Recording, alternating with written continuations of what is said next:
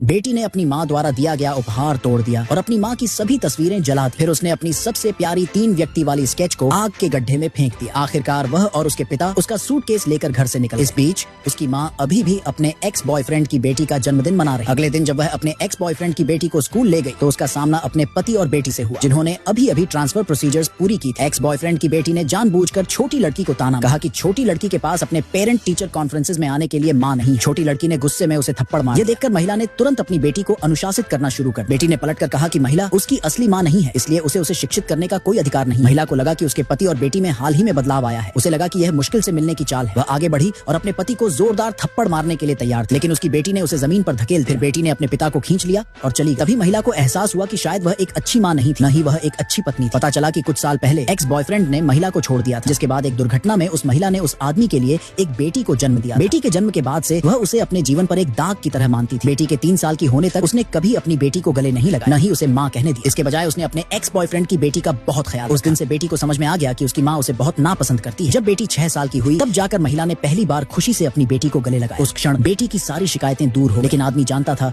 कि उसकी खुशी उसकी बेटी की वजह से नहीं। जब महिला ने अपना पसंदीदा हार उतारकर अपनी बेटी को पहनाया तो बेटी खुशी से मुस्कुराई। पहले तो बेटी को लगा कि उसकी माँ उसकी परवाह करने लगी है। उसे उम्मीद नहीं थी कि उसकी माँ अचानक नशे में धुत होकर सोफे पर गिर जाए, साथ ही अपने पूर्व प्रेमी की बेटी का नाम पुकारे। आखिरकार बेटी को समझ में आया कि आज उसकी माँ